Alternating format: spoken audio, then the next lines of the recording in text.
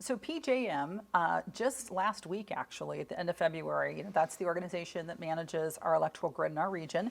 They warned about risks to reliability of electricity, in our future, near future even. And they gave three main reasons: increased demand for electricity, retirements of plants, those replacements for those plants not coming on quick enough to fill that gap there. That's something that you've talked about, in some of our episodes here in Upfront and Real. But they still want to keep on track with their commitment to decarbonization by 2030. So they concluded in that report that to make this transition, there's going to have to be some collaborative efforts between state, federal agencies, policies being made, consumers, G&Ts like us. You're in the front lines of that, really. Have you seen some of that collaboration happening, people starting to really focus on reliability now? Well, look, as electric providers, reliability is always the number one thing on our members' minds and on the consumers of electricity's minds. We'd like to take it for granted, but right now, today, we're at a point where I don't think we can take it for granted. We've been talking about this for a while. It's very important that we have the right mix of resources to meet demand, not only on days when the weather's calm, but on extreme weather events and days when power plants aren't working right. Whatever happens, we need to be ready for that. So as we've looked through the last several years, the efforts to decarbonize our electric system have been very impressive. We've dramatically reduced emissions of all types, including carbon dioxide emissions, partly by switching from coal to natural gas, partly by adding more renewable generation. But we've gotten to the point now where we've reduced carbon a lot, but we've started to bump into the reality that we're having a hard time providing reliable electricity every day. We saw that over this recent Christmas holiday.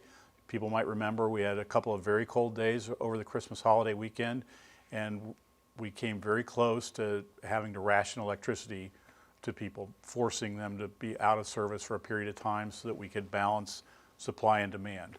Well, that's a position we never really want to be in, but we found ourselves there, and we're still seeing this continued disorderly retirement of conventional power plants. They're being replaced slowly by renewables, but they don't have a one-for-one trade-off. When we replace these baseload plants that can be turned on, turned off, ramped up, ramped down, with renewables that only come on when it's sunny or when windy, we don't get the same responsiveness and we don't get the same ability to meet the needs of our consumers. So yeah, it's going to require collaboration from our government officials to set good policies. We've had sort of extreme environmental policies over the last several years that have forced some power plants to close prematurely. We've had bad economic policies on how we pay power plants, trying to pretend like a solar panel and a coal-fired power plant provide the same value to our electric system when we know that's not true.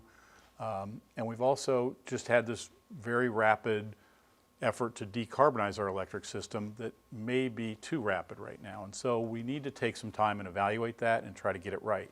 Because if we're going to be successful at decarbonizing our electric system, we got to be successful at keeping the lights on at the same time. And that's the point that we're at right now. And it is going to require people in government, people in the industry, and policymakers of all types to come together and get our priorities straight. So we keep the lights on and we do it in the most environmentally responsible way possible. Do you see that collaboration happening fast enough? Well, so far it hasn't happened fast enough, I'll say that. In fact, people have been very slow to come off of their positions on what they think we should be doing. Maybe this is a wake-up call that's going to get us to move more quickly, to work together more effectively than we have so far. You recently spoke in Washington in the Energy and Commerce Committee and spoke about some of these things. What do you hope happens from that? So the messaging I tried to provide to our elected officials in Washington was how important it is that we have controllable generation until we come up with something that can reasonably replace it in a reliable way, that we can't let go of something that we've always depended on for something we hope will work. We need to make sure that we have something we know will work, and we're not there yet.